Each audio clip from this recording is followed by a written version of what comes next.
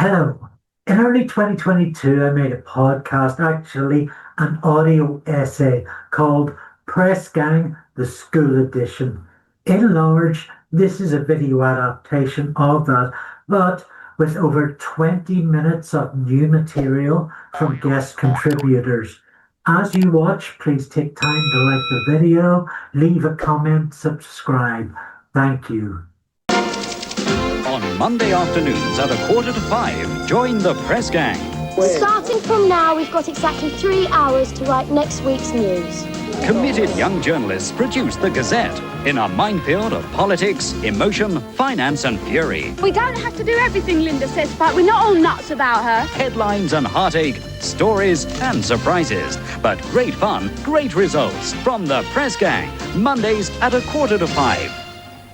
So today we're looking at the school years, series 1 and 2, with a broad overview, looking at about 10 episodes in depth, accompanied by heady research and a variety of contributions from our Vox Populi. Hold the front page. Well, hold the front page. Hold the front page, hold the front. Yeah, I was joking. Press Gang has quite odd origins through an episode of Sir Harry Seacombe's church touring show, Highway, produced by Bill Ward. Teacher Bill Moffat was working on an environmental studies kit and approached Ward about developing it. There was a religious television program called Highway, presented by Harry Seacombe, and he used to go around the schools, and Harry Seacombe used to sing it, terrify children. And my dad's school was featured on it. He was the headmaster of the school, and he was saying to the producer of Highway, "I've got a great idea for a kids show." And the truth was he didn't. He didn't have a great idea for a kids show at all. What he had was an education kit he was working on based around a kids' newspaper. But he always knew that I wanted to be a writer. So he was always looking for opportunities to try and put forward that idea.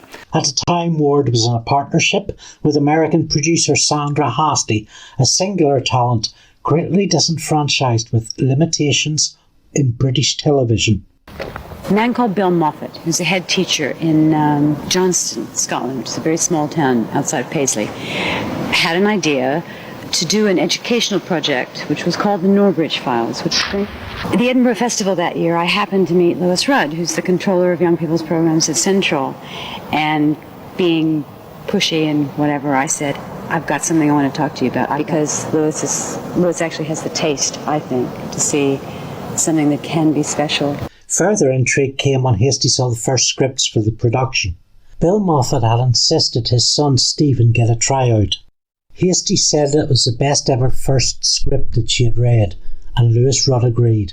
I did think it was very good was when I saw the first of Steven Moffat's scripts, which I think had a quality which is quite rare. From the go, Sandra Hastie and Steven Moffat formed a close relationship. Moffat was only 26 and scripting his first for TV, a whole series no less, and pitch to production happened quite fast. Hastie adopted a protective role around her writer. She was also protective now she'd found the right production.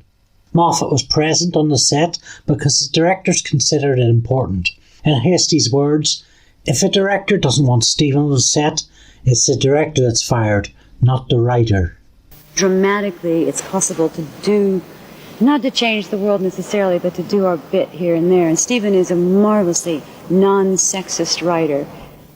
Press Gang was a children's ITV broadcast fronted by an ensemble of junior actors, with a few adult actors recurring in supporting roles.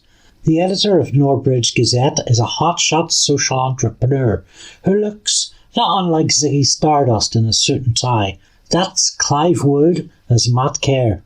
Wood had been in everything under the sun, much like Nick Stringer, who plays assistant headmaster Bill Sullivan.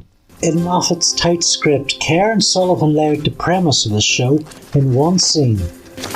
Some interesting kids here. You said you wanted them interesting. Why do I feel the Junior Gazette is becoming a dumping ground for all your problem pupils? Problem pupils? Lynda Day, Kenny Phillips, Sarah Jackson? Oh, I've given you my star performers. Sullivan Stars, eh? You've also given me Godfrey Hunter, Fraser Davis. Fraz. He insists. Not exactly stars, Bill. Plenty of energy, though. And isn't that what you said you wanted the Junior Gazette to be? A chance for youth to channel its energy productively? A chance you seem to think us teachers weren't quite providing? You're going to make me regret saying that, aren't you? Oh, you never could resist a challenge, Matt. And speaking of challenges, I've saved the best till last. If you can get this kid to channel his energy productively, I will nominate you for the Nobel Peace Prize. Another interesting one? To the point of expulsion. So tell me. James Thompson. James Thompson is Spike, brought to us by the charismatic Dexter Fletcher, a walking, talking playground fight and joke machine. So always an instant hit of conflict and humour, though depths emerge. Spike's mother abandoned him at a young age to be raised by his father, with whom he has had a toxic relationship. Spike is also an outsider by merit of his American nationality. The choice came about apparently because producer Hastie was thinking of American sales for the show. However, Hastie, Moffat and Fletcher all had problems with Fletcher being lumbered with the accent. Fans are divided, many, including actual Americans, considering it quite bad, others not worrying about it, and others like myself taken in by it. Spike, baby! I didn't know you were back from Birmingham. America, Colin. I went home to America. No kidding. I thought you were from Birmingham. In some senses, Spike is a point-of-view character, exiled to the hectic newsroom of the Junior Gazette. Without doubt, the show's lead character is Lynda Day, and Julia Sawalha is just amazing in the role. Lynda sees the after-school project as anything but a kiddie paper. It's a separate publication from the main Gazette, and Lynda gets that. Lynda Day is an ambitious professional and a driven workaholic. Moffat has said that kids don't want stories about kids, that they know how to be kids and are more interested in being adults. Lynda is a direct address to that mindset. Lynda holds her own with the adult characters. You're not using enough of this. The plates are still greasy. I don't like a lot of suds. But the plates are still greasy. So, try them harder. You're just like I was told. Doesn't understand the meaning of no unless she's saying it. In shaping the initiative how she wants, Lynda employs an obsessive attention to detail and to her staff. And because kids be kids, and Lynda is highly intelligent, she seems to lose her temper in almost every scene. Because I've never been a 17-year-old girl, it's rather interesting to think like one, or to force yourself to consider the world from that perspective. And it actually started to make me a bit angry from time to time, because I mean, I'd never really thought about it before, but you know, when I used to consider the world from the viewpoint of this dynamic, highly intelligent, highly talented 17-year-old girl, I'm thinking, what's going to happen to her? I'm thinking how much harder it's going to be for her than it would have been if she'd been a boy. It used to make me very angry. For many of us, this is why we sympathise or empathise with Lynda. Who doesn't want to be a high achiever? Who feels obstructed by idiots? Obsessively pursuing her course, there's aspects of Lynda that are explicitly controlling, manipulative, and at times sociopathic. I have got ambition, but not to the point where I will step on people to get what I want, you know. But that's what she does. This leads me to talk about the character in relation to mental illness. Lynda has problems with social relationships, can't relate to people outside of a work context. She suffers depression, mood swings, and paranoia. So Lynda is both an inspiring role model and a cautionary tale of giving in to the excesses of an imbalanced lifestyle.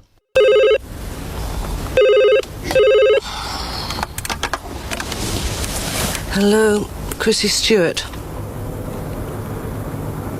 Lynda's what?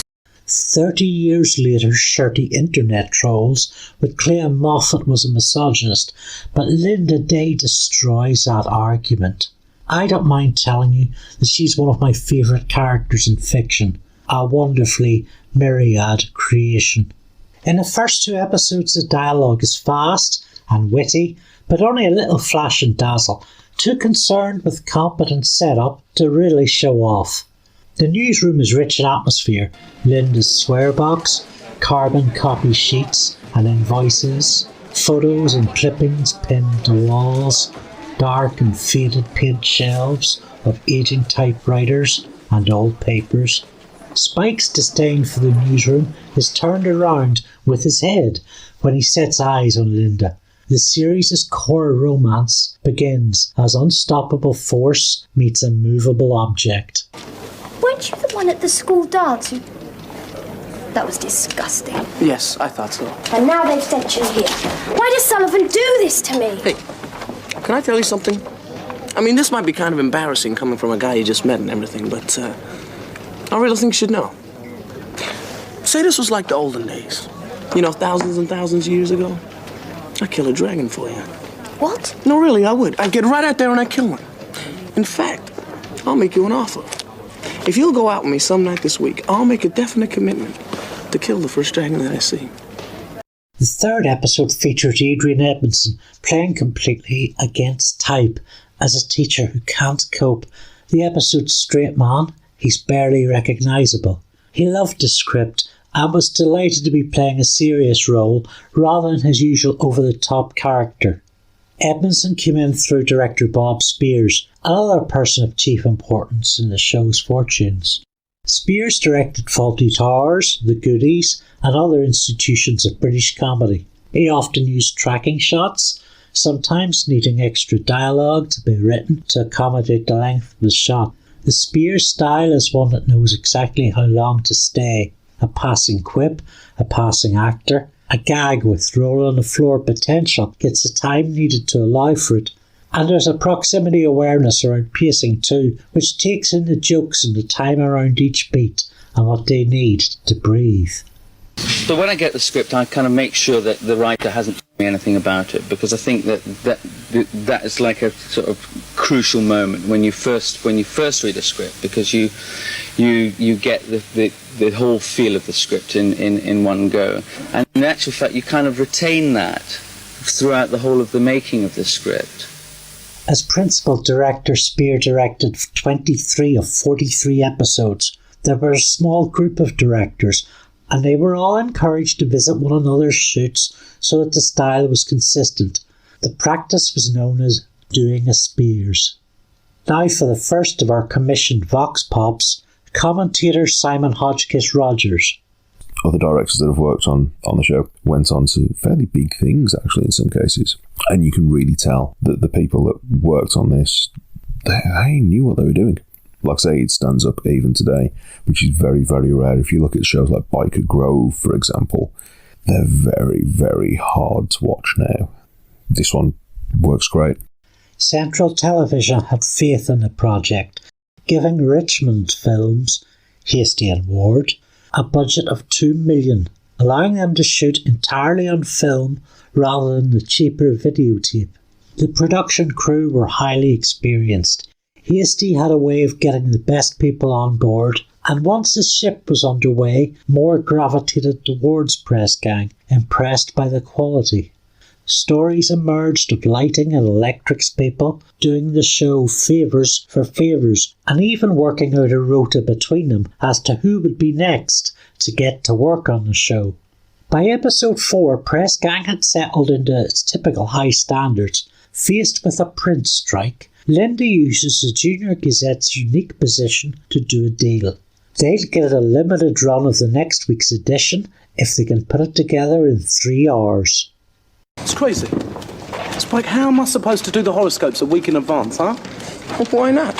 I never really predict anything anyway. Just make it up. Yeah, right. So how do I predict what I'll make up in a week's time? So Deadline has an eccentric plot with a dynamic narrative thrust. The lead characters are tested. One to refuse the call to action is Sarah Jackson, Lynda's chief collaborator on the school magazine predating their newspaper. Played by Kelda Holmes, the paper's top writer is keen to avoid conflict, though her investigative radar isn't long in picking up Lynda's manipulation. She is, in some senses, Lynda light. Sarah learns.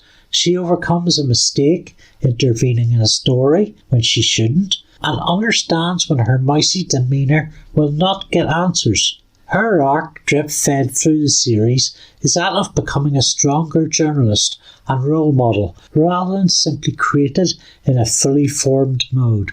This clip from Series 2 exemplifies much of Sarah's focus. Sam, he was lousy. I mean, he really stunk. Oh, are you telling me he can't act with shoulders like those? So when he came on in the fifth act, he felt bad. So what's this got to do with my review? Well, it's obvious. Here I am, madly in love with this guy, and the paper I work for is going to slag him to death in 2 days' time. And I could still be going out with him then. Oh, I get it. I changed the review so you can go out with Raymond Adams. I just forget about stuff like journalistic integrity, I suppose. I just throw out the idea of truth in the printed word. The Junior Gazette is expected to shoulder much of its own advertising budget, and so to Paul Reynolds as Colin Matthews. Colin is a kid at school who had enterprising schemes to make money. Colin is the show's wild card, the eccentric comic relief. Reynolds portrays him as silver-tongued, reckless, reprehensible, and dangerously unpredictable. In this clip, Colin demonstrates the multivariate uses of a rubber dart.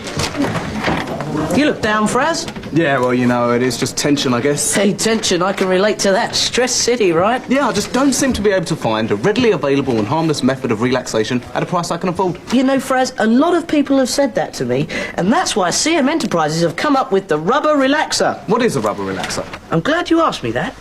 It's one of these, Fraz. A rubberized tactile tension extractor.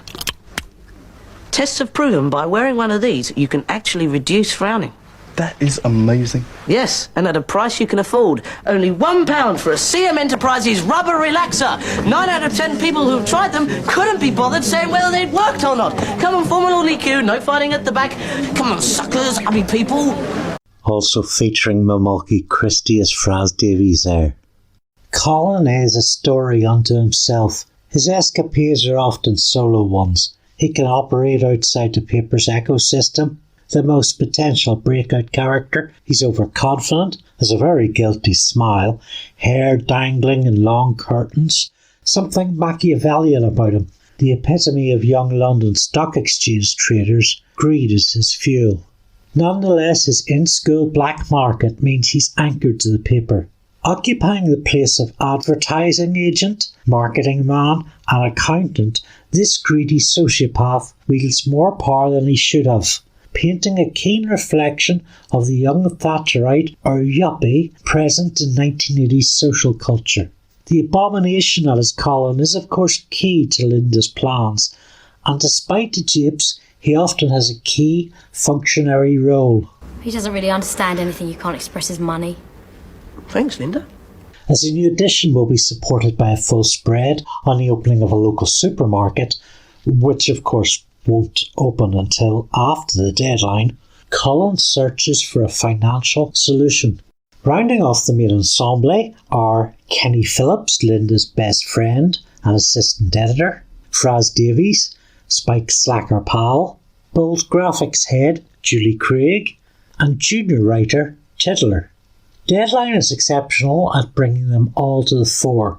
It all comes together here, and the cast and crew appear to operate with sparkling chemistry. A great example of Moffat's ability to have characters surmount obstacles by strategizing around the problems. The race against the clock motif recurs throughout the show, reflecting the tough shooting schedule of 12 episodes across 12 weeks. Under Deadline's A-plot, a half-dozen threads are pulled and knitted back in exceedingly well.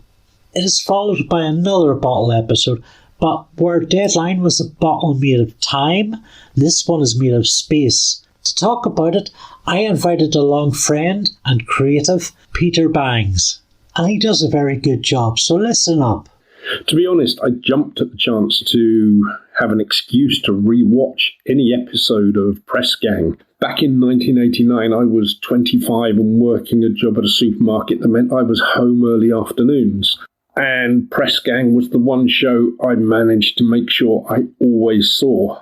And there were many reasons. It was a great show, but I have to be honest, Julia Sawalha was a massive draw for me. I had the most enormous crush on her. She was my second TV crush after Elizabeth Sladen as Doctor Who. I watched A Night In, which is a very, very good episode with a very limited cast. It's 4 members of the cast, Lynda, Tiddler, Kenny and Spike, manning the news desk on a Saturday evening until 10 o'clock at night. There's a lot of repartee bouncing backwards and forwards. The whole thing, right the way through, really, just has echoes of things like the old movie His Girl Friday with Cary Grant. It's that sort of dialogue-heavy comedy that really sort of sits somewhere between that Frank Capra style and almost heading towards Marx Brothers at occasions. You can see hints of Groucho Marx in Spike at different times. The sheer quality of the dialogue is what always stands out, particularly in the conversations between Spike and Lynda.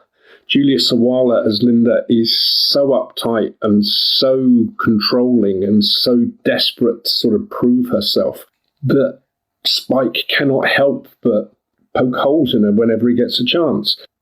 This particular episode had so many good lines, but the one that stood out to me was Spike saying to her, "You're so tight, your feet don't touch the ground." Made you look. And there were just so many chucklesome, funny lines throughout the whole thing. But in between that, there were moments of sheer sort of emotional pathos as well. When Spike tries to talk to an upset Lynda through the toilet door, only to have her come out and start arranging everything, claiming that she was never crying and never upset, is just perfect. You see the humanity of Spike, who was always this laugh-a-minute comedy act that's going constantly, and you see Lynda desperate to look like she is absolutely in control. It is a fabulous episode. What keeps it from getting too serious as well is that throughout the night, the episode is punctuated by visits from Colin, I guess you'd call him kind of like the Del Boy, only fools and horses type character who's always got some sort of deal on the go. And he keeps popping up every so often as a pink rabbit. And it's just one of those weird and strange little moments. There's other mysteries unlocked too. Why is Lynda pissier than usual? Who is Spike? Really? What was Tiddler's English assignment? Lynda shows brief moments of compassion for Colin, one of her main loathes. They've got an odd relationship. He's very valuable to her as a Gazette's financial man, but also finds him especially odious. Lynda's own secret, which she never admits to, is that she's been dumped. For the most, she is particularly stubborn, prideful, tortured and domineering. Spike deals with Lynda by using his ability to charm everyone else. We see his arc in microcosm here, from prime cocky to a gentler, deep and tender side. In a hilarious scene near the end, he awakens a maturity in Lynda in a Wild West-style showdown of managing Eastern food with chopsticks. A Night In feels soulfully written. Simon Hodgkiss-Rogers on the romance and the variety of the show. I like that there's that sort of running love story that isn't really pushed. It's sort of not the main focus of the show, and that works well for it. The other characters are in on it too. That helps. It's just a sort of acknowledgement of the chemistry between two characters. Works really, really well for that. Series 1 didn't come out all plain sailing. At times, the direction feels like a more organised version of Grange Hill. There's certainly an over-reliance on the junior investigator or detective trope, though we couldn't compare it to Enid Blyton's famous Five without saying it's a street version with hidden references to sex. Very talented writer, and you can tell that he got his writing chops even back then. It's consistent. It's a really interesting show. It's one of the few shows, in all honesty, that you can watch now and it still actually holds up really well. Some of the editing is a bit shaky at times. Dexter Fletcher's accent is shaky, full stop. But the actual direction, writing, and even some of the acting, for the most part, is really quite good. It doesn't date itself by going to highlight trends that were apparent at the time and such, which is the trap that most of these sort of, especially kids' TV shows, fall into. I'd say if there was one bugbear I got with it, it's that, apart from the jump cuts that it uses every now and again in all the episodes, sometimes it's a bit awkward to watch with that. Like, again, it doesn't take away from how good the writing and direction are, just some of the edits are a bit like, whoa, that was jarring. There was no script editor on the show, any editing being done by Moffat, Hastie and Spiers, with assistant editing in post by Geoff Hogg. Some earlier episodes feel clunky, and this must be down to the pressure Steven Moffat was under. It's finishing one script and starting another one immediately that's really difficult, because when you finish one script, you think you've conquered the world. You don't expect to have to conquer it again. When you're doing it like once a fortnight, and you come up with a new idea once a fortnight, it's not so much, you're not sort of sitting around waiting. I mean, inspiration doesn't come to you if you sit around waiting for it in the bath. You know, if you sit and stare at the typewriter and thinking there must be some interesting way of having Spike come through the door. Yet even subpar episodes were riven with hilarious lines and gags and well-built characters. Our next deep dive is the first two-parter, How to Make a Killing, by the director behind A Night In, Lorne Magory. With Spiers, new director Magory would helm a sizable amount, 9 out of 43 episodes, 31 between them. In my coverage of How to Make a Killing Part 2, I provided a retrospective of Lorne's career, including his replies to an email interview. What didn't make the cut was details that he shared of his career, shooting music videos in the lead up to Press Gang.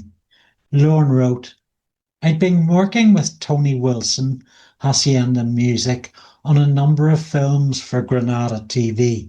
We did several with Cynthia Lennon, some involving Julian. Tony had a new band, Joy Division, and needed a promo for their track. At that time, I was co-director of a film company supplying crews and kit for all sorts of productions to BBC, Granada, Independence, etc. So as I don't direct music, I organised our crew and director Stuart Orme to film Love Will Tear Us Apart. At this point, we had already done the track Duchess for Genesis, which Stuart had also directed. As a team, we subsequently produced In the Air Tonight and Can't Hurry Love for Phil Collins' solo album. In 1981, Tony Smith, Genesis manager, asked us to cover the band's ABACAB American tour. As Stuart couldn't attend the US part, I went out as producer. During post-production of the final film, our production company disbanded. Stuart took over, so I ended up with a production manager credit on the film 3 Sides Live. It's worth a watch. The Lodge, produced by Sandra Hastie of Press Gang fame, I was the original director involved with locations and casting and directing 5 episodes. In this episode, there's evidence to clear visual style, wide lenses, constant cutting, picking up small objects and pulling out to open scenes, following characters as they move around the room, constant moving. Barely has a great punchline been delivered, then something else happens. Ian Lawther here. Especially since Steven Moffat has went on to work on Doctor Who, Sherlock, Dracula and a bunch of other things. It's amazing that a show that started in 1989 is still talked about today, and the reason for that is the characters. The characters are all strong characters. They're characters you want to come back to time and time again. Strong female characters, strong males. How to Make a Killing, which I think was my first episode as a viewer, features regular Lee Ross as Kenny Phillips. Assistant editor Kenny is a happy-go-lucky lad. He values loyalty, friendship and diplomacy. Look, guys, what are we talking about here? A typewriter. Today's my turn, Lawther. I've got 2 stories. Not on my machine. Look, can I give you both a tip here? Typewriters. Don't get involved with them. They'll just use you till you're dry and then they'll just throw you to one side. They don't care, not typewriters. Not your portables, not your electrics, not your standard desktop manuals, none of them. I mean, you ever seen a typewriter cry? No. And why not? Because they're hard, guys. They're hard all the way through. It's a fact that 13 major world conflicts have been started by typewriters alone. I like writing Kenny because he's just like me, really. And he can say all the rather doleful things about life that I do from time to time. He's very, like, straight down the middle. He's sort of like the peacemaker between Spike and Lynda. He's very, very intelligent.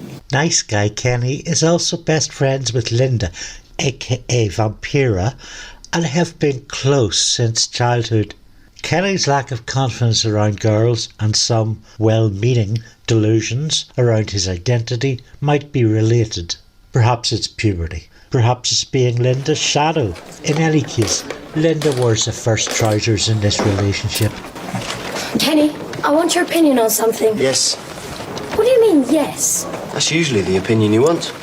Kenny is the buffer between the newsroom and Lynda, and vice versa.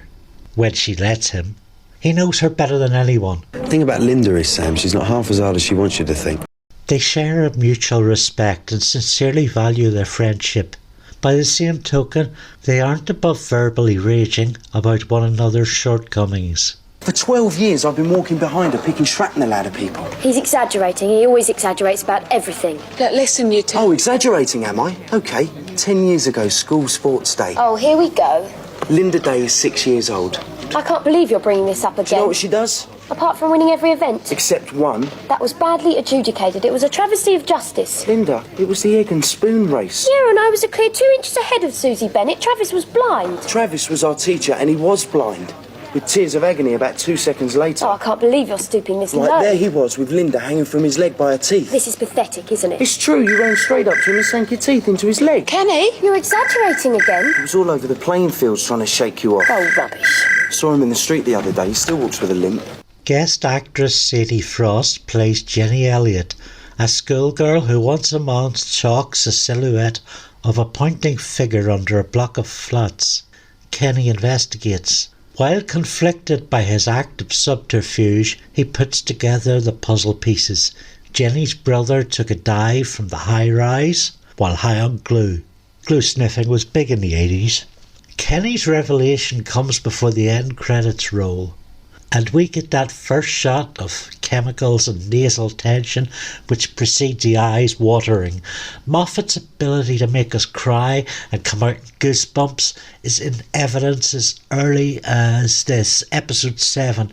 It works because of Moffat's dislike of preaching, more on that in a bit, and adheres to press gang reality, that is, lots of recurring jokes.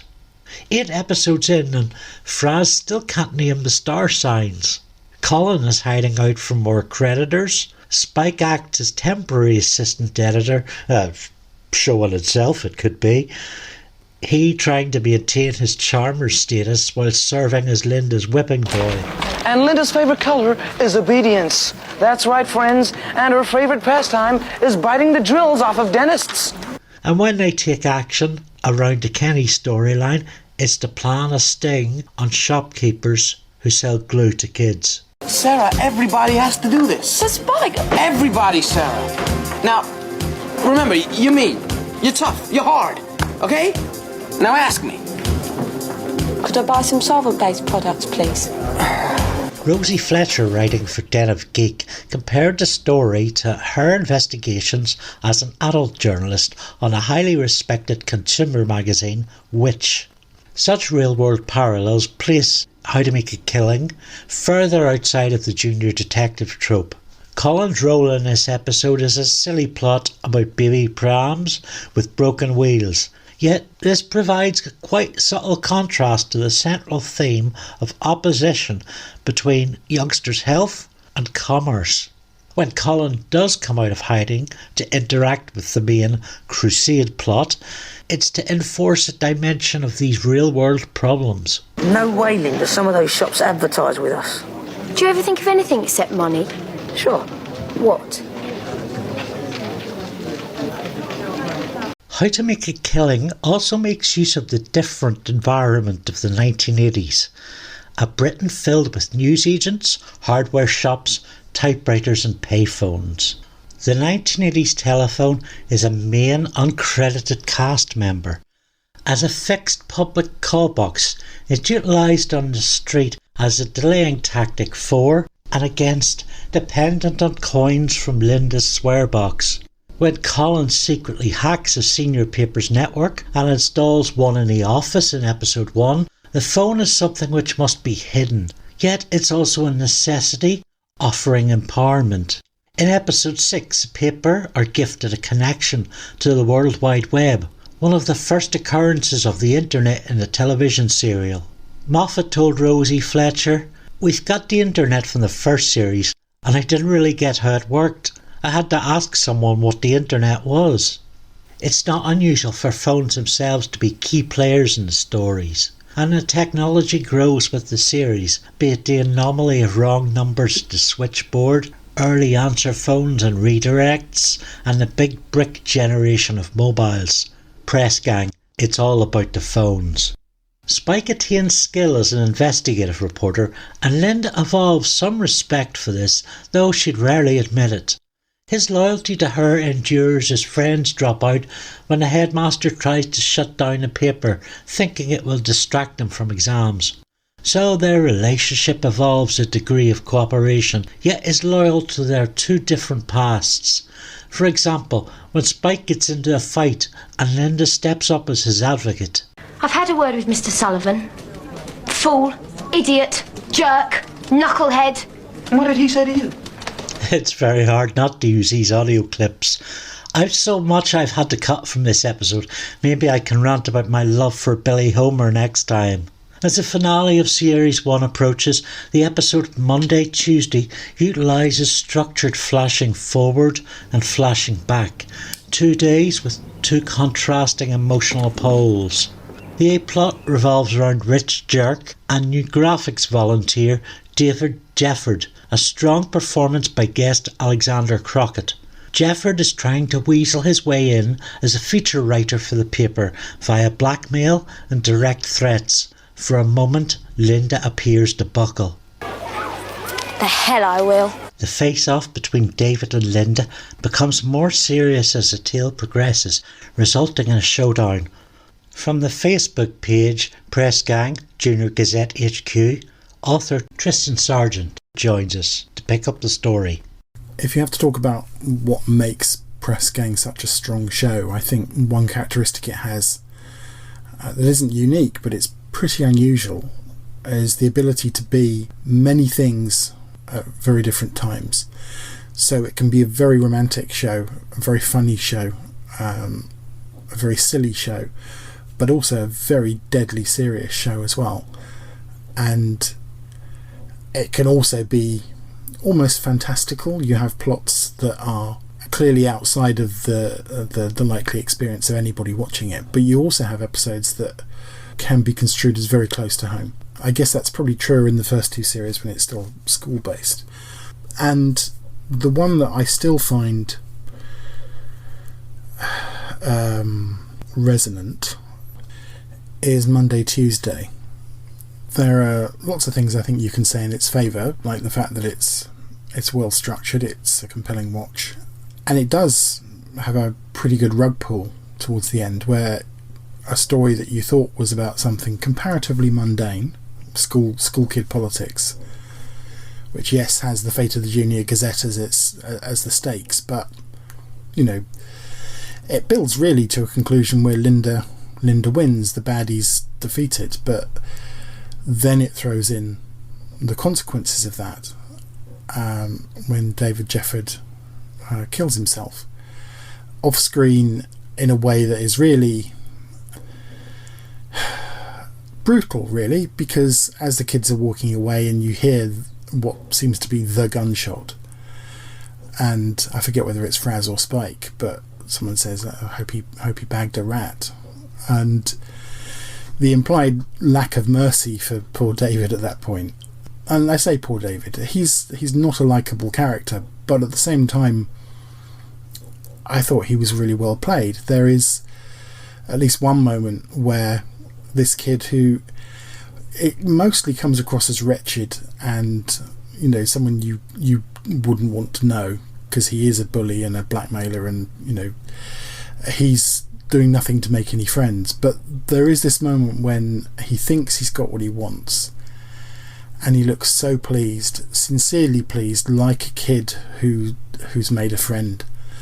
And I think the episode and that performance does convey this sense that he's not a criminal mastermind, he's not an evil kid, he's just someone who wishes he had friends, and he doesn't know how to get them except to use unfortunate methods. And there's no denying the fact that I knew a kid like that at school, as I think probably lots of people did. Not exactly like that, but, you know, the kid who was isolated in whatever way and would have liked to have been popular but wasn't, and I'm sure every class in every school has one. And as it happens, the kid I knew owned a shotgun. It was a story that made you think. The motif of mixing tragedy and comedy, in this case Colin's dismal attempts to ask a girl out, is found in some of the show's best episodes. Moffat's skillful script lands some punches. Following on is the Series 1 finale, Shouldn't I Be Taller? Here Lynda leaves the paper, the school and Norbridge. Meanwhile, voting opens to elect a new editor. Reluctant, mild-mannered Kenny Don't want to be editor. Kenny, let me tell you what I've got out here. I've got a nomination form for the editor election. I've got 8 of my best friends waiting to see you when you come out. And I've got your trousers. Let's talk. So that was the reason why I decided to stand for election after all. facing off against the director of CM Enterprises, Colin Matthews. Can I just say, Kenny, how much I respect you for carrying on with this campaign in the face of your deep personal crisis. What crisis? What crisis, he says to me. Is this guy brave or what? I mean, courage, right? To think of all the terrible, tragic and even disgusting things going on in your private life. I'm just so amazed how you can... Hello? When I look at this man... No, he's not here at the moment. Oh, hang on, he just walked in. But nothing's happening in my private life. I don't even have one. Absolutely, I agree. Nothing happened. I want to say here and now, in front of everybody, that I personally believe that all 14 of them were lying. I mean, how can they be sure? It was dark, you were wearing a mask. The episode introduces a comedy pairing of Sophie and Laura, first-form pupils creepily obsessed with mortality. Though little more than background miscreants here, in the second series they'll serve as Colin's evil henchgirls, unnerving teachers and pupils alike. The story permits Moffat, Reynolds and all the ability to unleash a full Colin. Taking the Rupert Murdoch playbook, he rebrands the Junior Gazette as the Gaz, a populist tabloid rag. It's within minutes that he's reshaped Lynda's throne in his image. How's this? Not bad. It makes a power statement. But I want to look intellectual too. Jimmy, get me a book for the desk. A thick one. Green to tone in with the pot plants. Second thought, make it a dictionary. I love the dictionary, Kenny. It's the only book with the words in the right order. The other A-plot is Spike's search for Lynda. Really, Julius Sawalha is hardly present. The narrative involves itself in the empty spaces where Lynda should have been, perhaps drawing parallels with Jefford's permanent fate. When the two do meet, we see their growth, raw in compassion and remorse. I just wanted to see me looking different, better, taller.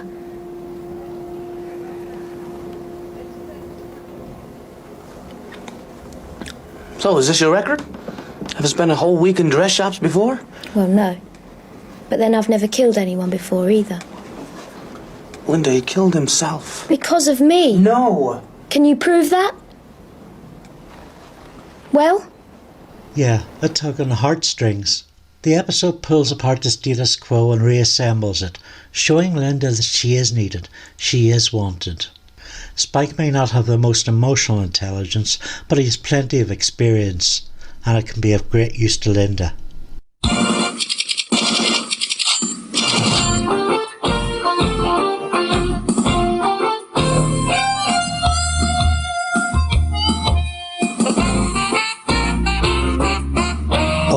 UK theme composers Peter Davis, John G. Perry and John Nealon. That's enough. No panpipes. We're warned about the panpipes. According to Sandra Hastie in an interview with Press Gang fanzine Breakfast at Czar's, the BBC tried to poach Press Gang at the end of season 1 and were prepared to afford it. Said grab did not come to pass. Like Series 1, all 5 were screened in parallel with the new school year. For Series 2, Press Gang moved from Mondays to a Thursday slot, and this meant that I had to set the timer on the VCR to record an episode, because I was out at my weekly newspaper round. Side tangent, the name of my distributor was Mrs. Press. I'd rewatch those episodes again and again. Directors Spiers and Magory were joined by Brent Simpson, Jerry O'Hara and John Hall. The building housing the original newsroom had been demolished, but the recreation is spotless. Series 2 is again mostly filmed in Oxbridge and at Pinewood Studios west of Greater London, and scenes in Hayden School in Pinner. The Pinewood set was across from the set of the 1989 Batman film, and the young cast of the show were known for sneaking onto the large Gotham City set during their breaks. Moffat sought to expand the character of Julie Craig, the news team's head of graphics, but actress Lucy Benjamin was in high demand and left production. At very short notice, Gabrielle Anwar replaced her, so much so that her first episodes were the same character with the new name. Sam Black is feistier and flirtier than Julie, where Benjamin's Julie was bold, Anwar's Sam feels more nuanced. She delights in knowing how to control men. Flatter 'em, doubt 'em, challenge 'em, never fails. And is unashamed of her sexuality. Sam has a fun, joyful approach to life. She's as vain as Spike. I get the unstated impression he might have briefly been an ex. And her wardrobe transmits posh art school sophisticat. Look, I need to talk to you about how you're spending your money. I told you, I gave you that submission thingy. Yeah, right, let's have a look, shall we? Graphic department spending proposals, an HB pencil and a sunbed. Well, I can explain the pencil. Yeah, we'll keep going. Kenny, I need a sunbed. I need a skin tint that goes with my hair colour. And you think that's a justified office purchase, do you? Yeah, of course it's justified. If I don't stay gorgeous, what are the guys around here going to think about at night? I'm sure they'll manage to think about someone else. Exactly.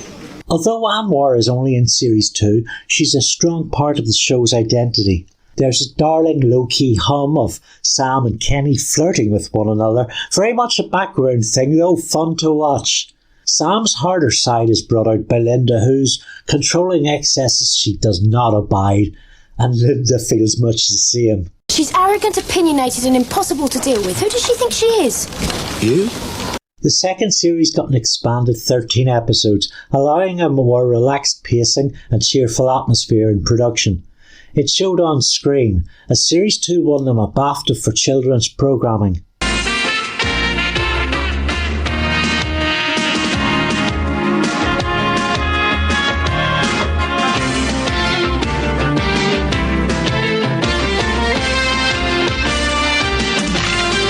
The Gang, Press Gang, tonight at 6 on Channel 4.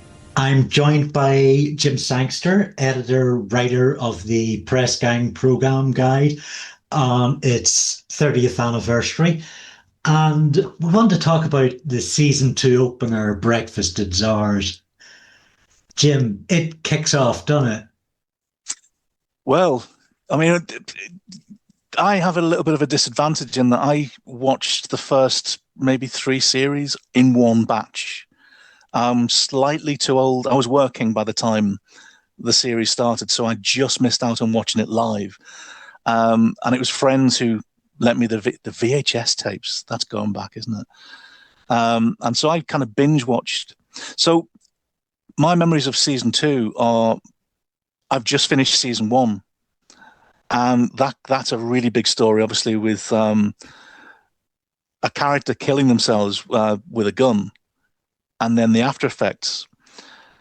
And so we start series 2, and you think, okay, what are going to be the repercussions? Funnily enough, Steven Moffat is very good at playing a long game, so we're not going to get the repercussions of that until the very end of the show. But what we get instead is a kind of reinvention. You know, if you missed series 1, and because in those days we didn't have things like ITV Player or anything, so if you missed it, you missed it. So this has to be an introduction to the show. You quickly understand Lynda is in charge. You quickly understand she's a hard taskmaster, and she's got a group of volunteer kids working on this newspaper. But you're introduced to each of the characters in a way that you suddenly, within a line, you know who they are. You know that Kenny is loyal. While he's being cautious and he's telling Lynda, you shouldn't be doing this, he's getting ready to join her. And also Linda's very canny. She knows he's going to join her. She knows he will never let her down. And that's in the very first scene. When we finally meet Spike, and he's kind of foreshadowed with, hold on, you called everyone. You called everyone. Oh, no, you can't have called him. And then he walks in with his new girlfriend in tow. And again, he's kind of out of step with everyone. You get a very quick sketch of who this kid is. And even with Colin, Colin is always kind of the comedy character. He's always ridiculous. And in fact, I think they kind of build up how ridiculous he is in this series. All of his stunts get more and more outlandish and a little bit offensive and a little bit cruel, just so that when we get to the middle of the series and we get something terrible, it hits all the harder, because it's the comedy character who has to deal with the something terrible. And those expectations are just flipped on their head. Yeah. And then if you had watched series 1, you might notice there are a few changes. And we've got a different young woman running the art room. We've got Sam, played by Gabrielle Anwar, who apparently auditioned for the part of Lynda back in the day. And if you don't know who she's replaced, there's a lot of hints all over the set with Julie's name crossed out on like Julie's room and Julie's desk. And if you look in the background, there's a lot of hints of the ghost of Julie, which is fortunate because in a few series' time, she'll be back. I'd forgotten about this, and I was reading my own book last night. And apparently, although Julie isn't overtly mentioned in the episode, in one of the novelizations, Checkmate, which covers 2 or 3 episodes, we're told that Julie left the Junior Gazette to go and study in Glasgow at the Glasgow School of Art because it had the nicest brochure. In real life, obviously, Lucy Benjamin left to do Jupiter Moon. Whether or not that was a wise choice, we find out in 3 series' time. And also we've lost Charlie Creed Miles, who just didn't want to come back. And his career's kind of reflected this very independent streak with the sort of movie roles he's played. And then Andy Crow as Billy Homer. Apparently, Stephen, after the initial idea of having an episode about disability, he found it difficult to kind of crowbar in that as a plot. And he didn't really just want to have Billy Homer hanging out without having a kind of a purpose. So effectively, Billy's kind of phased say, out. I mean, it's such a great pity, because I think with what Stephen was doing with that character and how Andy was presenting it on screen was such an upturning of the stereotypes and such a thoroughly enjoyable character. Hi, Billy. How's paralysis? Oh, sleeping in his basket as usual. I mean, I think it comes with the best of intentions, but you've got to remember that the show is pretty much a romantic comedy for kids. It's a safe, romantic, chaste comedy. And unfortunately, every single person who has to be in that room kind of has to drive storylines, or they're just background detail. And you don't really want to have a character like Billy Homer becoming background detail, because then it does look like the tokenism that it's at risk of being.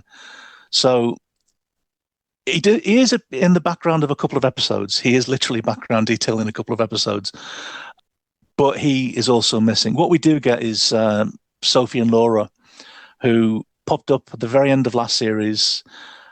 They're in this causing mischief, and again they're causing drama with their haircuts. They're involuntary haircuts, but they are going to eventually become Colin's sidekicks, which is a lovely bit of comedy with those two. Yeah. So they're introduced here. So it's kind of all change in a lot of ways. But the fact that the episode is, I mean, they hit the ground running. We're already in the middle of the drama. It's got an incredible pace to it. Yeah, and it's I watched it last night for the first time in about a decade, and I was amazed just how quick it is. Everything is absolutely rolling along, and you barely have time to draw a breath, but every bit of it contributes to the story. Every bit of it all slots into place. It's funny how in the first episode of Series 1, the very first episode, you've got the whole plot line of the Star Wars project. It can't have been a coincidence that the counselor in this episode is called Peter Mayhew. I mean, that's quite a specific name. So naming the dodgy counselor after the actor who played Chewbacca in Star Wars is quite a weird thing, isn't it? Also, I watch a lot of old TV, and my friends are always saying, "Oh, have you watched the latest?" And no, I don't watch the latest anything. I'm watching 1960s May Gray, or I'm watching Z Cars. Or I remember Moondial, which was it was just as I was about to stop being a school kid and start being a member of the employed. And Moondial was a mysterious BBC 6-part serial. And it starred Siri Neal, who plays Spike's would-be girlfriend Charlotte in this episode. And when I was just looking up the characters, I realized that she had also starred with Dexter Fletcher in the Rachel Papers the year before. So they'd worked with them quite a bit they'd worked together quite recently before this. Also, another Doctor Who thing, and it's entirely coincidental, is Raymond Sawyer, who played the counselor, Peter Mayhew. In 2007, he appears in a Doctor Who episode called Blink, written by Steven Moffat. He plays a desk sergeant. It's only a small role. Sally Sparrow runs in, says there's something weird going on in this house, and she speaks to a desk sergeant before she speaks to a police officer who's going to drive the plot. And that desk sergeant is played by Raymond Sawyer. So it's quite weird that he's done quite a lot of things. The only Doctor Who he's done is a Steven Moffat episode, and it's hugely unlikely that Steven had any influence in the casting, but it just happened to be he does a Doctor Who, and it's a Steven Moffat episode. Yeah, I wonder, has there been, probably, where there is a Moffat production and somebody in casting has said, hey, wouldn't it be fun to have Lee Ross in this episode? Trying to move the press gang pieces back into play in front of Steven. I wonder if that's the case, because I mean, obviously Lee went on to have a really good career. He's just recently been in the Star Wars show Andor, and at first it looks like a nothing part until when he comes back in Series 2 and you realise it's such a pivotal role. It's such an important role, and he's really good in it. But it always made me laugh because the episode that Lee Ross is in Doctor Who was a bit of a mess. It was another one of those ones where there are too many ideas and a lot of things got cut out, so they don't make sense. And one of them is Lee Ross's character, who it just disappears. He's in one scene and then he's never seen again because the scene where he is attacked by the alien entity was cut for timing. So I think it's a real shame. He's in one of my least favourite Doctor Who episodes of all time. Fraz has got this whole subplot of the horoscopes, and everyone's coming up to him going, oh yeah, nice one on Aries, or oh, thanks for Virgo, or whatever. And that's Steven Moffat trolling the kids because he's a rationalist, and they were all talking about star signs, and Steven's like, you know that horoscopes are nonsense, don't you? It's absolute nonsense. And they just went, oh, typical Scorpio. So he got his sort of trolling revenge by writing this script and just making sure that Fraz is always wrong and doesn't even know what the stars are and the horoscopes are, and then having an episode where everyone is convinced that he's spot on. In the same episode, the will they won't they of Spike and Lynda culminates to the point where they almost get their first kiss. It's a grand scene, one Moffat scripted on the fly to cater to Bob Spiers' production. Their romance evolves. Together with the overall high quality and sense of flow, this might be why many connect Series 2 with their memories of the show. For a moment I thought that was Charlotte. What if it had been Charlotte? Well, if this kiss with you doesn't work out, I don't want to blow my chances with her. I don't believe this. Our first kiss and you've got a backup in case I fail it. Which I'm sure you're not going to do. Right. Does this mean I don't get my kiss now? Spike, I'd rather fail all my school exams, be unable to get a job, wander the streets destitute with a bottle, and be found dead of hypothermia on a riverbank. Flirt! The episode would also lend its name to a semi-official Press Gang fanzine, which ran for 5 issues. Edited by Stephen O'Brien, it included contributions by Jim, Mark Whittingham, Nicola Richardson, Sarah Joyce, Paul Condon, Tanya Tidman, and a host of other writers. It included fanfic, mock-up covers, TV, film and theatre reviews, as well as exclusive content from the cast and crew. So for a deep dive, I wanted to look at an atypical episode which features few of the regular cast, presumably to give them a breath in the shooting schedule. It's on the theme of memory. Going back to Jasper Street. The episode title appears in large childish lettering. The title Jasper Street is the name ascribed by young Lynda to her home when faced with inquisitive challenges. The story is told with a series of back and forward time jumps. Jasper Street feels like a Series 1 show, with the junior detective trope writ so large. I was not keen on it initially, but have come to appreciate how it's a return to gentler explorations of character. Lynda has forgotten something.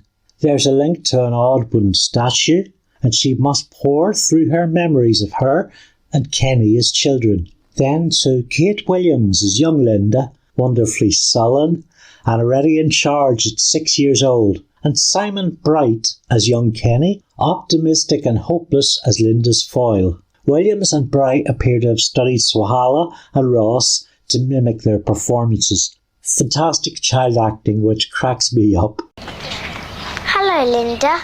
It's my birthday today. No, it isn't. Modern day Lynda's vision quest takes her around a cast of adults in her life. Penelope Nice returns as her mother, who has adapted to Lynda's fierce independence with an armour of dry stoicism. Even so, she's taken aback when Lynda awakens from an unsettling nightmare. Was I shouting? You're calling for your mummy. You haven't done that since you were a baby. Nightmare? Yeah, but I'm okay, I'm fine. Everything's under control. You sure? I'm not a baby now, Mum. You're still my Don't say it. Don't say I'm still your baby. I wasn't going to. But you are. Mum, did I ever have a sort of wood carving thing?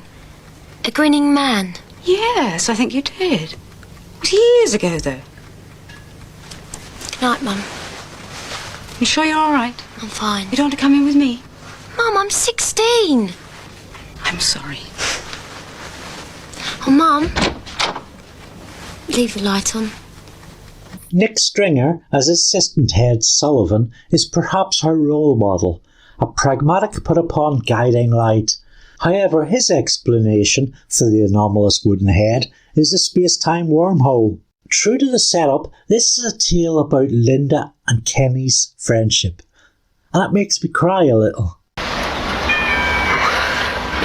Remember we used to do this and run away? I ran away. You stayed and apologised.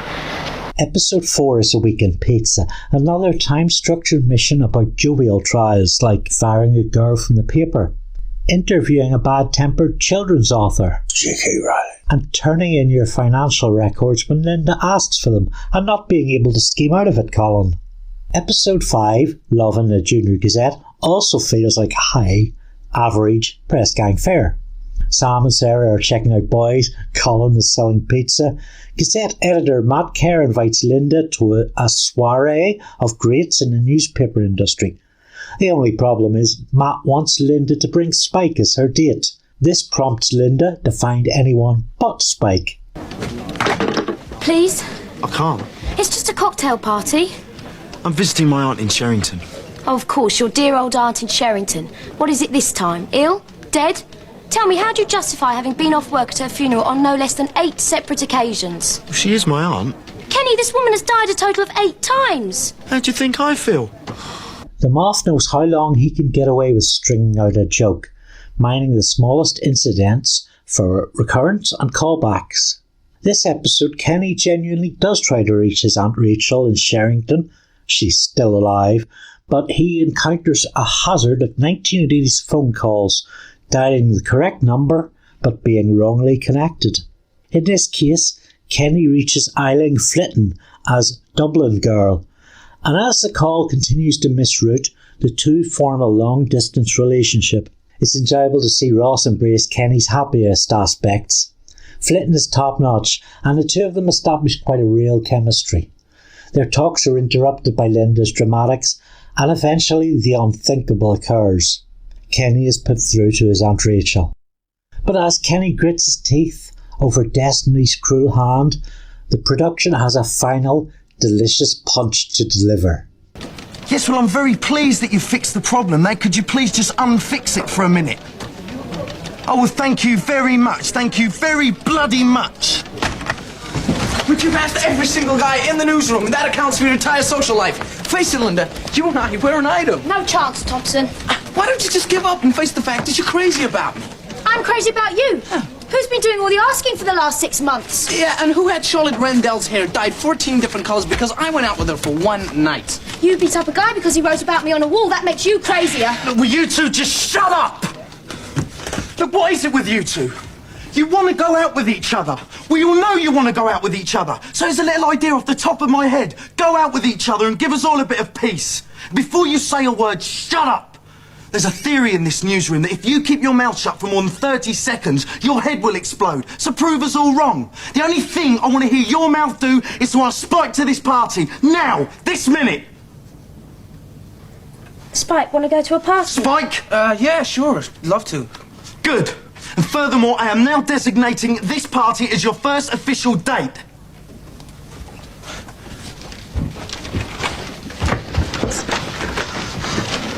See, Lynda? Wasn't so difficult after all, was it? Are you going to let him speak to me like this? The next episode opens with moments of Spike and Lynda, each nervously preparing for a date, and interspersed with clips from episode 1 when they first meet. Spike would kill a dragon for Lynda, hence At Last a Dragon.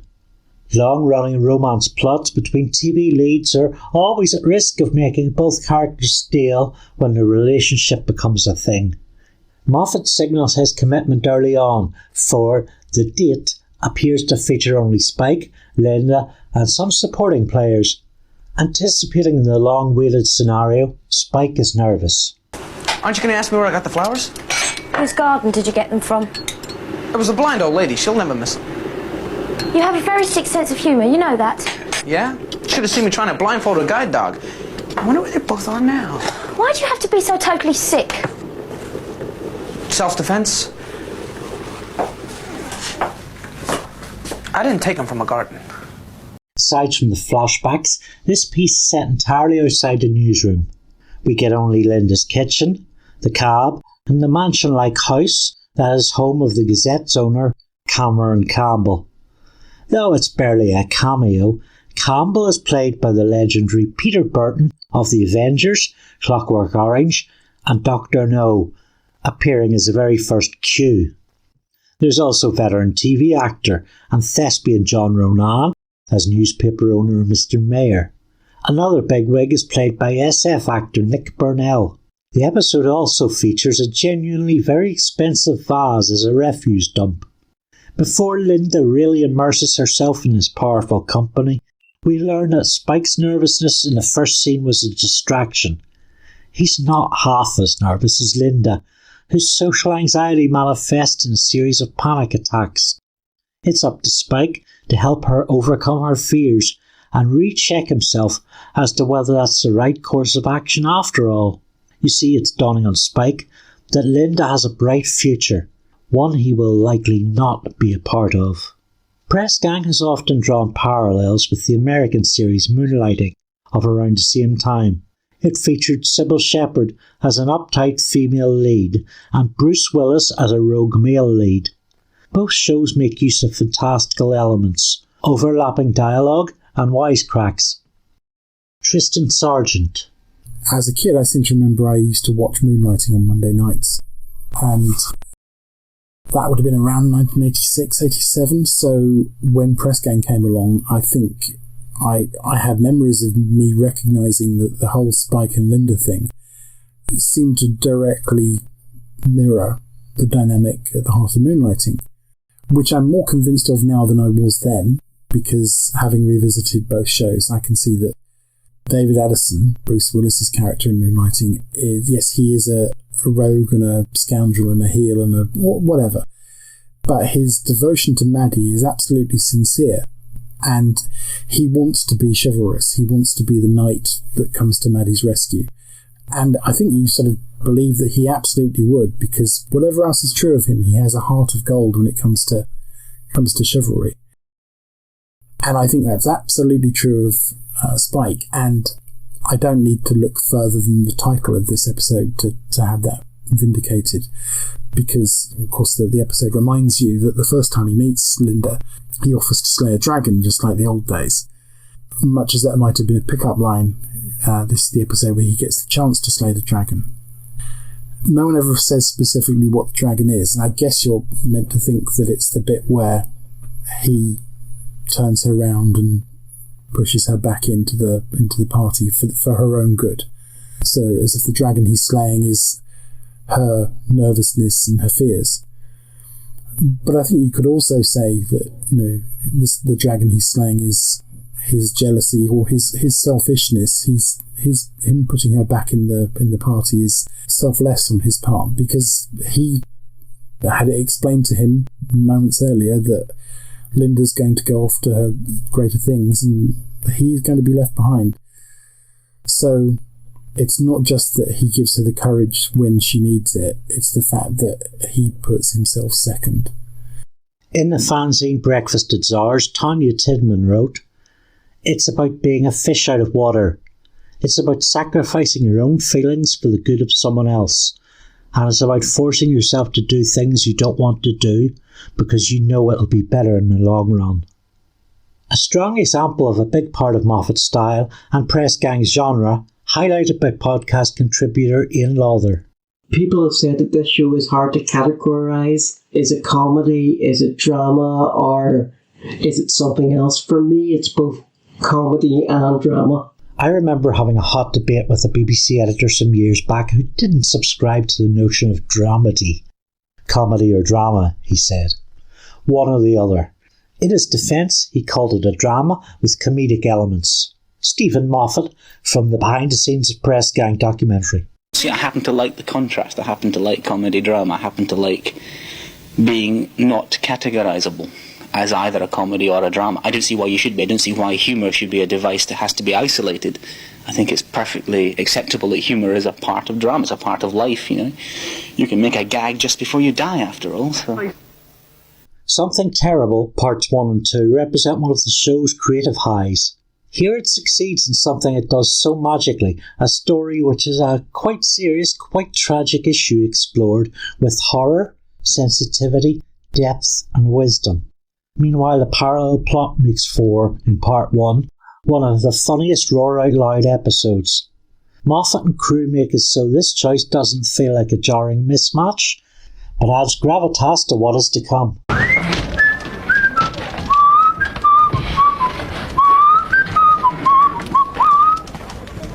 And another thing. Your interview with Edward Allison, that's going to overlap with our... Coincidence. What? Spike whistling the same tune as me. Was he? No. I've got to talk to Spike. About this. Well, look who just vaporised her deodorant. What exactly is going on? Well, Spike and Lynda are pretending they're not going out with each other, and we're all pretending we don't know. I haven't had so much fun since she sprained her arm in primary 5. Explain something to me, Kenny. You two are supposed to be the best of friends. How come you enjoy her spraining her arm? We are the best of friends. She was trying to push me out of a window at the time. The A-plot concerns Colin. His latest scheme, a personality redevelopment program, involves Benjamin Drexel, a nerd with hidden skills. Drexel is played by Gian Sammarco, the lead in the TV adaptation of The Secret Diary of Adrian Mole, a hit show only years before. Mid-session, Colin runs afoul of a local bully, Malcolm Bullivant, played by hulking ox Sean Gascoigne. However, this plot also derails, as Colin discovers Bullivant was set upon him out of affection by his number one fan, a strange girl named Cindy, who appears and disappears at random. Look, I can fill out IOU slips to all of you guys. We could be talking a £5 each here. Feel free to haggle. Colin, don't! Just leave him alone, Colin. You mustn't go back to all that. What? Remember the electrodes? The what? Is it the voices again? Are they telling you to do the bad thing? You're provoking him on purpose, aren't you? You want him taken away again, don't you? Away where? Look, she's making this all up, but she doesn't know what she's talking about. Make her go away, grandmother. We know this is rubbish. You think you can scare us with this rubbish? Must I, grandmother? He's so young. Give it up. This isn't fooling anyone. Is it, lads? No. Is it? No. It's rubbish, this is. Of course it's rubbish. And so's that story about my aunt. She's just emigrated, OK? I mean, a couple of dogs start sniffing around the flower beds and everyone's talking. We're not going to stand here listening to this, are we, lads? No. Let's leave these nutters to it. Don't think we believed any of this. How could you know his address, grandmother? Cindy is played by Natasha Knight, who hasn't done much TV since. It's a shame, as her performance delivers Moffat's off-kilter character with requisite whimsy, eccentricity, tragedy and bravery. Meanwhile, Lynda and Spike become comfortable in admitting they're in a relationship. According to Sandra Hastie, their storyline serves as the working out of a healthy relationship. Colin is realising he's experiencing something quite different, quite unsettling. After the misdirect of the Drexel plot and the Bullivant misdirect, there's dizzying effect. Where his path leads is to Cindy. Her strangeness and fear of being touched makes Colin increasingly fearful of the worst. Then why are you frightened of your dad? Your dad, does he hit you? He never hits me. Well, then why is... Don't touch me.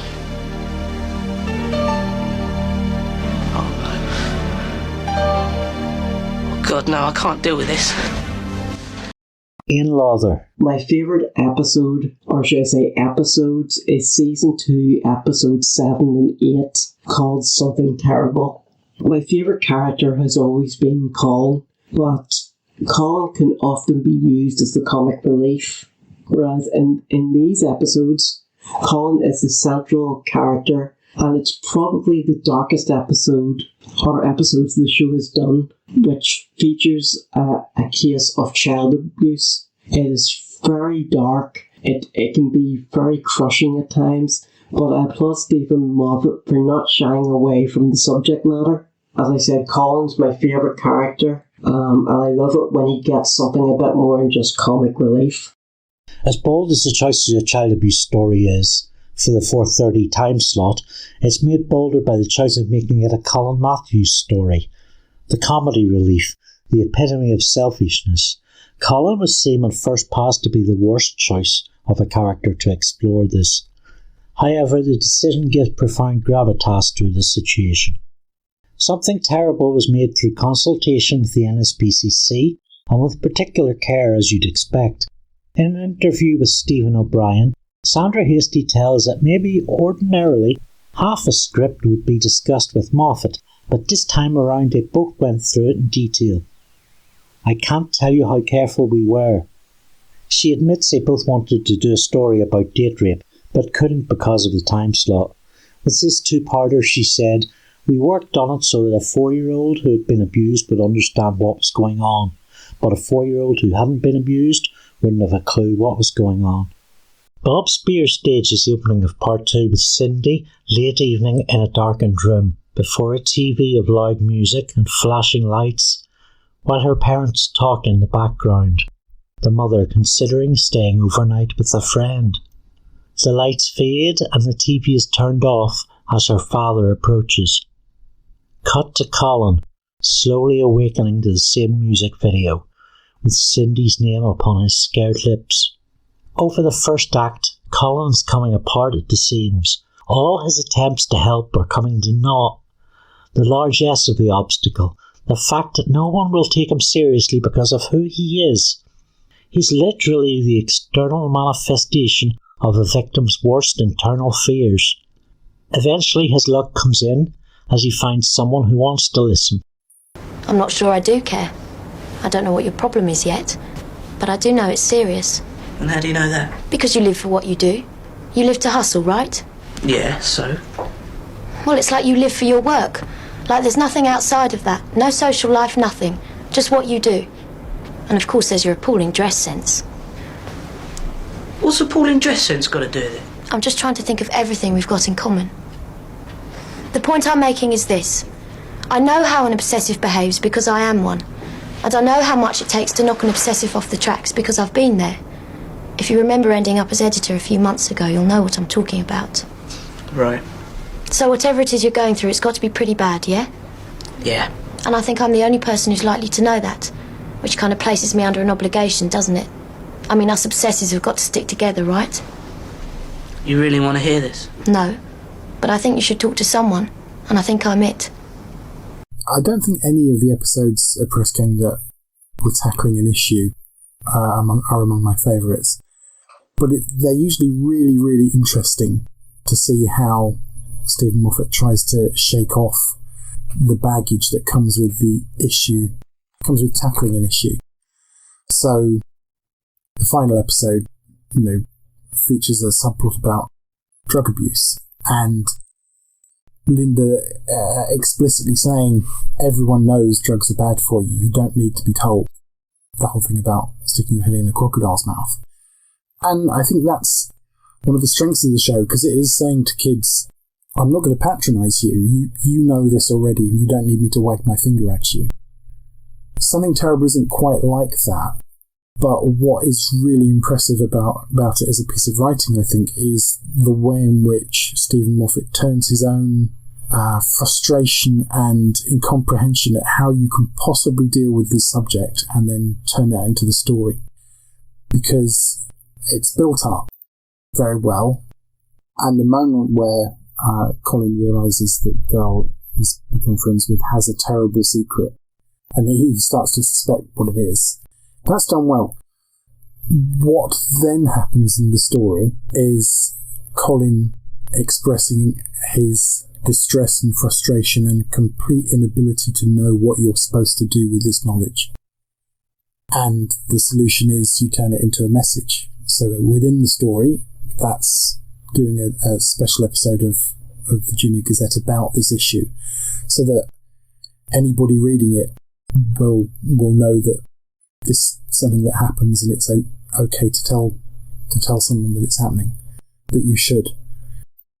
And of course that is what the episode itself is potentially doing. Any kid at home in a similar situation seeing that episode of Press Gang would have got the message that Colin intended them to get. So there's this sort of fascinating multi-layered quality the episode has, or the episodes have.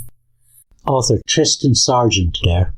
According to Moffat, the issue-led episodes served to develop the main characters, so that Something Terrible is more about Colin's redemption from selfish capitalist rather than Cindy's abuse. It's an incredibly raw, direct scene where Colin explains the pitch to make the journalism more authentic. Each of the characters are used to voice questions about aftercare, which are specific to them. Well, it's just this. What's the article for? What's it supposed to do? What's your market? Market? Look, you've got to look at it like this. Now, somewhere out there's a kid who's going to be reading this paper, who's actually being assaulted, who's actually being abused. What are you going to say to them? Look, we've all got to get it into our heads. All that stuff about what happens afterwards. What happens once they've actually come out and said something. That's important, that's good. And we've got to show them that everything's going to be okay, right? We've got to prove that life doesn't end once they've told someone. But most important of all, we've got to get them to tell someone. That's the sale, guys. That's the clincher. Now, the thing is this. These kids don't like what's happening to them. I mean, they want it stopped, right? So why haven't they told someone already? What's the problem?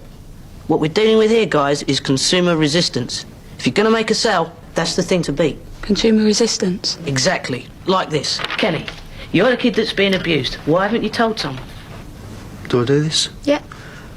Well, I'm ashamed. I don't want anyone to know about this. It's dirty. It's not you that should be ashamed. This is not your fault. It's the fault of the person who's doing it to you. And you're not the only one it's ever been done to, and no one's going to hate you because of it. You're not alone, you're not dirty, and it's not your fault. Make that point. Right, sure.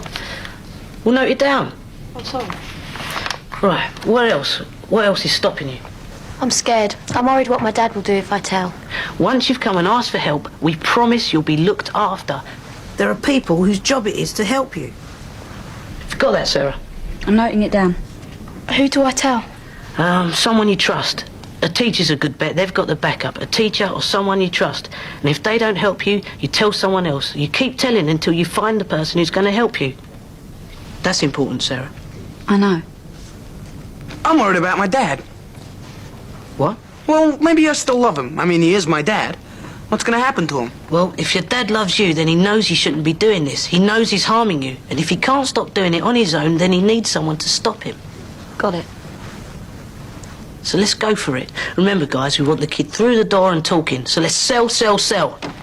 A lump in the throat, which likely led to the awards for this season. Friends Like These is a strong, startling character piece about Lynda's relationship with Sarah. I'll talk about the episode in relation to a deep dive on Sarah next time.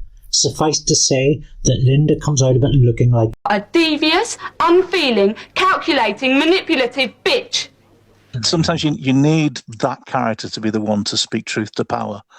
You need, I mean, if it were Kenny, I think Lynda would find a way around it. And often she does, she does manipulate them all. But when, and I'm paraphrasing from a decade ago when the last time I saw this, when she says that thing about you've never had a friend you've never used, or you never had a friend you didn't use. And it's a painful thing for a best friend to say, but it needed to be said, and it needed to come from Sarah. Our last close-up is episode 10. The Rest of My Life was directed by Bob Spiers and is a Sandra Hastie favourite. This goosebump in the arms episode is about an explosion at a local record store and the fallout. Shots of the vibrant disco-like record store are mixed with the dust from the explosion on Spike's shoulder, conveying the temporal disruption of before and after. A lot of mixing the two scenes.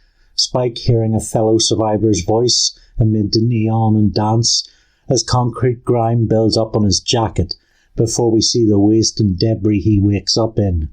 Oblivious to Spike's possession, Lynda's newsroom is on full alert. There's a particularly raw scene where Lynda orders Sam to give the graphics some zap. Sam loses her cool this time and rages against Lynda's inhumanity. However, the centrepiece is a conversation between Spike and Mary. Mary, who is unseen, and the two of them apparently the only survivors. These scenes are incredibly affecting. Abigail Doherty is just amazing as Mary Bryan. I'm just welling up pulling these audio clips together. So where are you?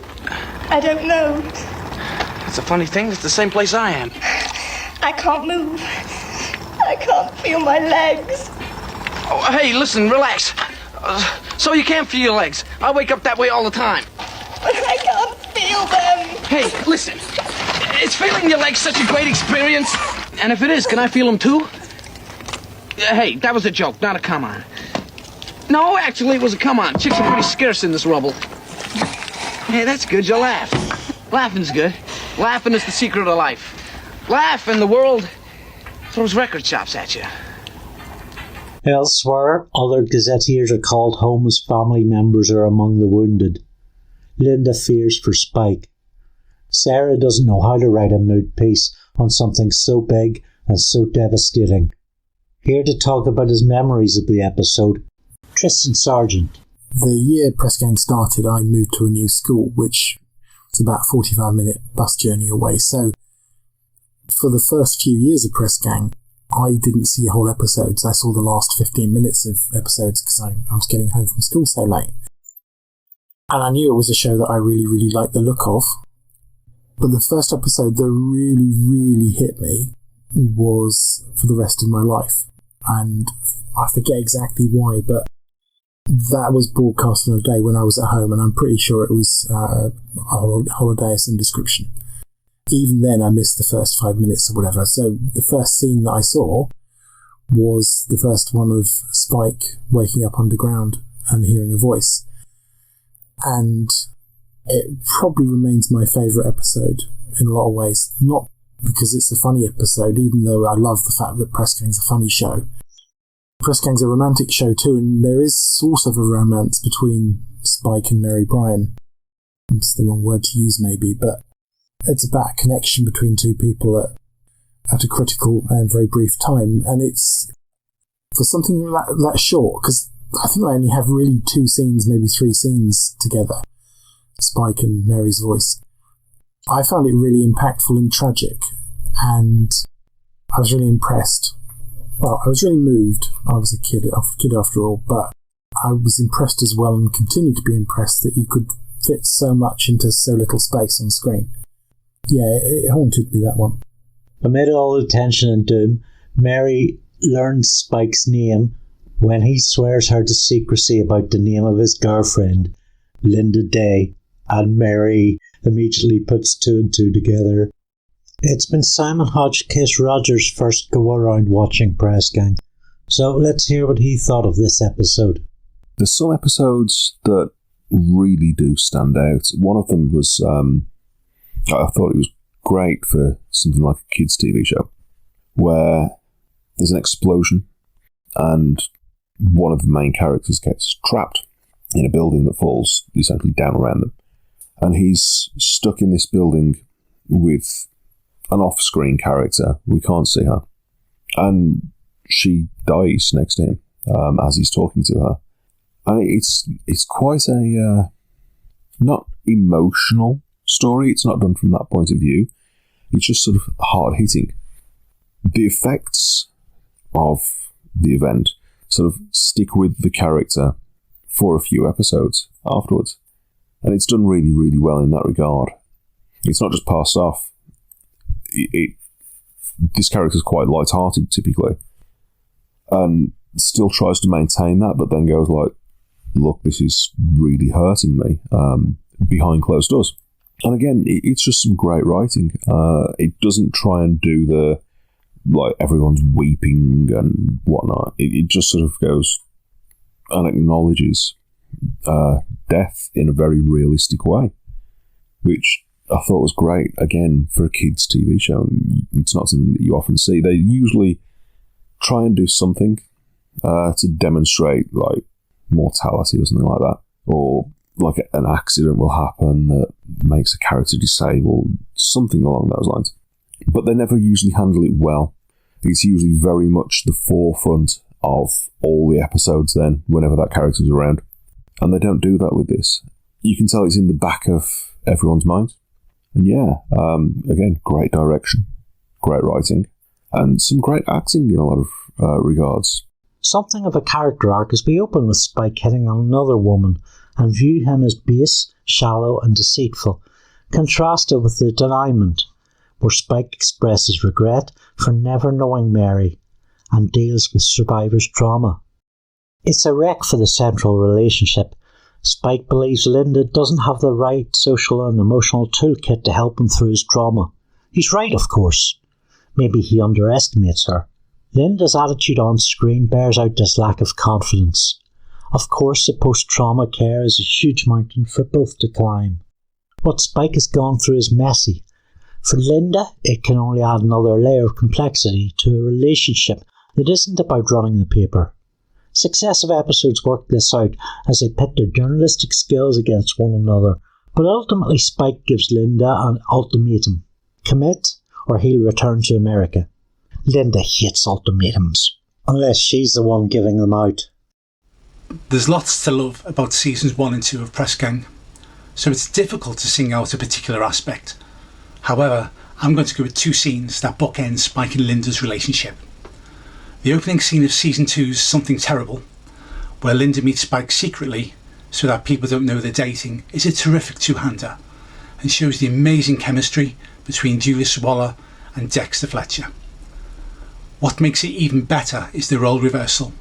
Spike is the serious one in this exchange, whilst Lynda is, possibly unwittingly, the one with the best one-liners. It's really funny, but shot through with real teenage angst. Spike has gotten what he wanted, but it's not what he expected, and there's little reassurance coming from Lynda about her feelings.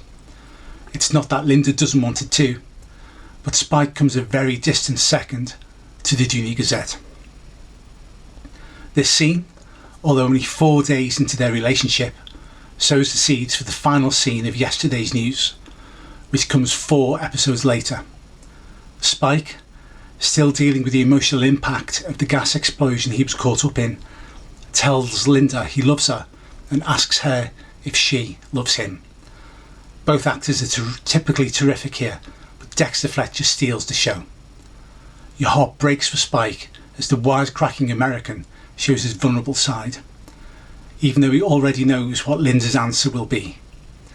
But you also feel sorry for Lynda, as she probably does love Spike, but she's terrified of giving way to her feelings due to her fear of losing control and the potential impact on her burgeoning career if she did. It's a powerful scene, well written and brilliantly acted, and marks the start of the downbeat undertone the last few episodes of season 2 take on, heading towards what was originally thought to be the end of the entire series. It's the 5th of April, 1990, and ITV puts out Rock Solid. Press Gang, Series 2, Episode 12, the first of the 2-part finale. And it starts, at least, as a Kenny episode. Kenny Phillips, the nice man, being the nicest man of Press Gang, dealing with the fallout in the office of Lynda. I mean, this is a time when Margaret Thatcher is still Prime Minister, and we're all dealing with that fallout as well.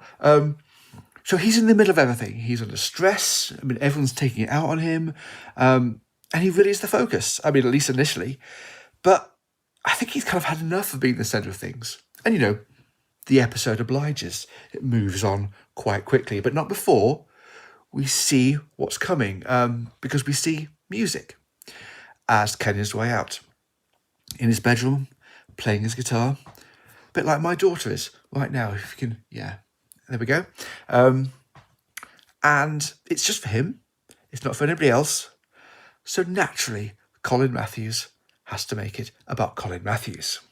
He sees something in Kenny, and he can hear the tinkle of coins. So, this is the slow transformation of Kenny Phillips from nice guy into rock star. I mean, that will mostly come in the next episode, big finish, courtesy of the drip, drip, drip of Colin. In most episodes, Colin is kind of the necessary evil, occasionally the unnecessary evil, but either way, he's the villain who has to be tolerated because it kind of all falls down without him. He brings the money for himself and for the newspaper, and without him, there's nothing. There's nothing to print. We've seen this, which does allow him to act in the most monstrous of fashion, and yet never get fired. We may have seen a little bit like that in current politics. Of course, sometimes you do get fired. I mean, I know many people who got into journalism, reporting, writing because of Press Gang. They wanted to be Spike, or they wanted to be Lynda. A couple even wanted to be Kenny or Sarah. Miranda Hyde of The Guardian just checked Press Gang in the Rest is Entertainment podcast the other week. I mean, she's definitely a Sarah, don't you think? But I wanted to be Colin. Yeah, the tabloid hack who kind of knows humanity's darkest, deepest wants and desires and has no qualms serving them up. And every now and then, kind of like doing a little good along the way. I mean, it's never really the intent, but, you know, it can help. I'm the founder of the entertainment website Bleeding Cool, reporting news about comics and comics-related stuff, often gossip, often rumour, often with a salacious headline. Yeah, I'm Colin, aren't I? Oh well, but, you know, that's kind of what Rock Solid and Big Finish kind of does for Kenny. It's kind of, as episodes, it's kind of therapy. It makes him a better person, more in touch with himself, out of Lynda's shadow a bit. And it's all down to Colin. But that's not kind of Colin's aim. He's just kind of taking a cut on the door. Now, why Kenny later, chooses to go to Australia, I like to think as partly is coming from these episodes. Colin broadened his mind. He's seen a world outside of Lynda and the newsroom, and maybe he kind of realises he doesn't ever want to go back to Jasper Street. Once, Steven Moffat, told me, look, back in the day, you could just talk to him on the internet. It was really easy. Usenet news groups, it was quite fine. Anyway, he kind of told me that he kind of felt a bit betrayed by Lee Ross back then, who played Kenny. He wrote these 2 episodes, Rock Solid and The Big Finish, to spotlight Lee Ross's kind of music and his musical career and his band, using 2 of his actual songs, which of course would probably come with a bit of a pay bump, and with every repeat for usage, as well as, national exposure for 2 songs. And then, of course, Lee leaves the show at the end of the next series to be in a film that never happens. But that's television. I found, rewatching the show recently, the first time in decades, not only did many lines jump to my lips unbidden while watching, but every single line and every single note of Lee's songs were there as well. It kind of really stuck. I remember watching Andy do a previous video, and he got the lyrics wrong. And I knew the lyrics, so I should type on the YouTube and say, no, you got the lyrics wrong. Here are the correct lyrics. So, I don't know why. You kind of just did. I mean, clearly there was some kind of reconciliation. Decades later, Lee Ross would appear in Doctor Who when Moffat was showrunner.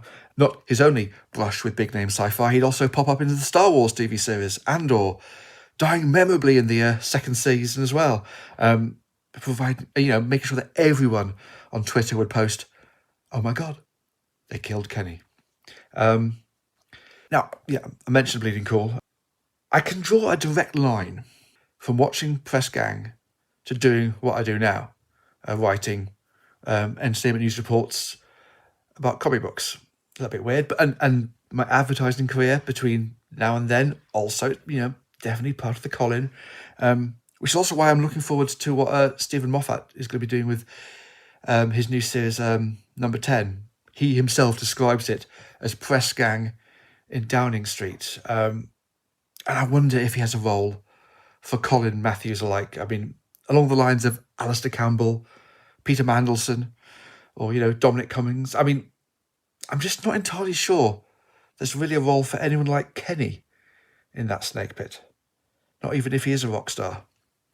The rest of the episode is classic Moffat romantic and workplace ballet with Spike and Lynda dancing around each other like a pirouette. The kind of thing that would serve him well in Joking Apart, Chalk and Coupling.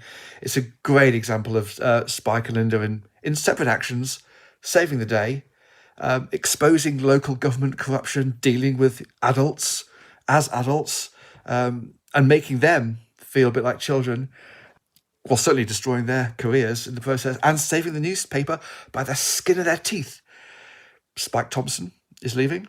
Lynda Day won't do what it takes to stop him. And while they are the perfect reporting team, it seems, they are utterly hopeless in their love life.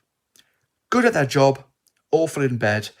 That will be a recurring Steven Moffat trope going forward. And of course, Rock Solid has one of the better uses of a phone farce in the show. Not once, but twice, even giving us a new take on the classic and overworn "he's standing behind me, isn't he" gag. Andy will love all that. Right, Andy? You do. You love it. You love it. He loves it. As our protagonists leave Norbridge High, they'll also leave the Junior Gazette. Kenny and Lynda want to run the paper commercially. However, their pitch to the board is the same night as Kenny's rock concert at the end of year rap party. At this point, there was no Series 3.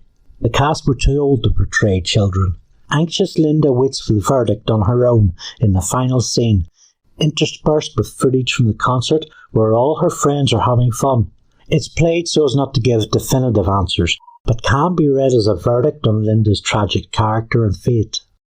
Rosie Fletcher writing in Den of Geek. The show introduced me to the thrill of a newsroom run by people like me. It showed me an environment where all the senior members of staff on the paper, the editor, the lead designer, the head writer, and even the intern, were girls, and no one even mentioned it. And it told me that actually, working really hard can be fun. For me, there's never been a clearer example of, if you can see it, you can be it. Though at the time I just thought it was a really cool show. A lot of journalists have talked about how this show inspired them. Sitting with the laptop between me and the DVD binge, tapping away, I remember how it inspired me as a young man. Writing every chance I got, developing stories and tapping them out over my Electric Smith Corona and submitting them to magazine editors every week. They talk about how the show influenced him and how Moffat's writing since manifests a press gang style and aims to do so again. We go over now to an outside correspondent for a special report. Hi, I'm Rich Johnson, founder of the pop culture website Bleeding Cool, here to talk to you about Press Gang and Steven Moffat and all of that. Because, yeah, I was a big fan when I was in sixth form in a small sixth form college in Pontefract, West Yorkshire, and discovered Press Gang to be the most brilliant, amazing TV show possible. Loved it, thoroughly fascinated by it, and then it ended. I was at university then, that was fine. I'd already done my own student magazine, first the official school one, then doing my own rip-off version, because, you know, I think I'd seen it in Press Gang, so, you know, why not? Then I studied politics at Newcastle University because, you know, serious stuff. And I ended up editing the Newcastle University political magazine, number 10. We'll go back to that in a minute. Because there I also discovered this thing called the internet. The internet, back before there were websites and all that kind of thing, when it was just Usenet news groups. And there was one, at least, that I was discovering, at least partially devoted to Press Gang. Now, I didn't know anything about, you know, conventions that had happened or fan clubs or anything like that, but I did find a small Usenet news group where Steven Moffat popped up. Well, that was fantastic. Got to chat to him a little bit. I'd mentioned that I'd taped all the episodes to watch again and again on VHS, naturally, apart from a couple I was missing. And what did he do?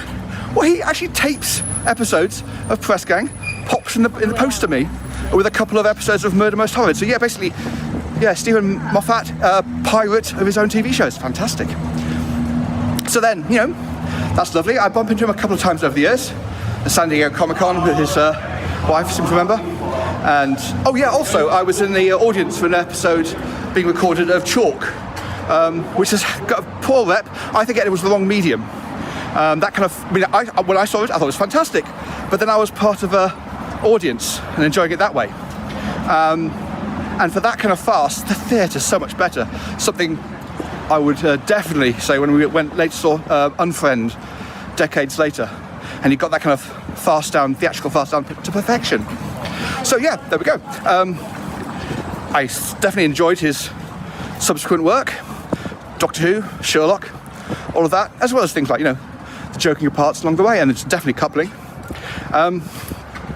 And, you know, that was it until, well, this happened, didn't it?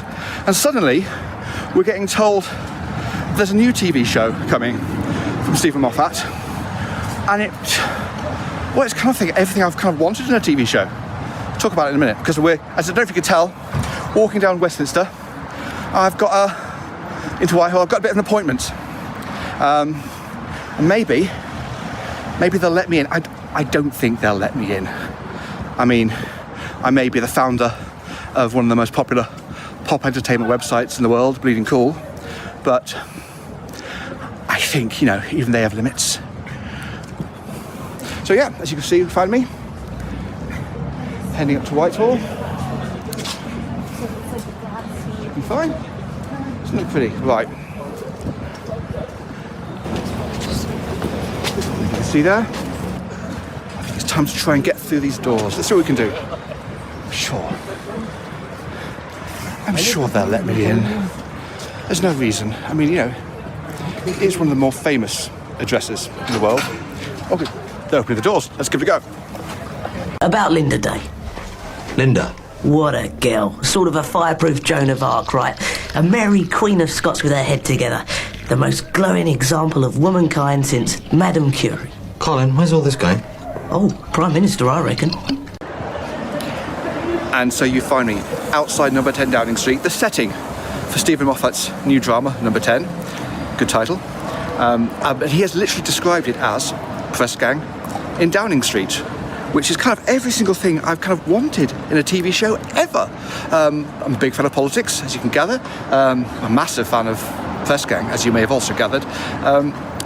It's being made by Hartswood Films. The studio founded by his late mother-in-law, Beryl Virtue, is for Channel 4. It's coming out later this year. It stars Rafe Spall as the Prime Minister, and it's Jenna Coleman. I think it's Catherine Kelly as his second, the Chief of Staffs. And it's about kind of the small politics, I guess, the smaller things that goes on, rather than the huge, big international power base. It's the fact that people are people, even in such bizarre circumstances. We don't know what party's in power. That's never mentioned in the kind of Yes Minister and the thick of it style. I mean, but the Press Gang thing, the Press Gang makes you start thinking. I mean, who's going to be the Lynda Day? Who's going to be the Spike Thompson? Who is going to be Colin? I mean, actually, we probably know. I mean, they arrested Colin, didn't they? Just this week? I think so. But yeah, from Channel 4, number 10, later this year. I mean, I'm going to be watching it. I kind of think, it feels like I don't know, can I say this? It feels like it's a TV show that's been written especially for me. I mean, and if that's true, Steven Moffat, and you've just been stalking me all these years and you finally decided to give me the show that I've wanted all this time, well, yeah, fair enough. I mean, I'm a big fan, I think I deserve it. Been a long time coming.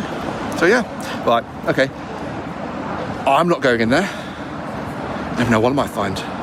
The style of intertwining, weaving plots and fast, rapid dialogue, a multiplicity of characters, these all manifest themselves in my comics and prose work, particularly my newest novel, Occupied.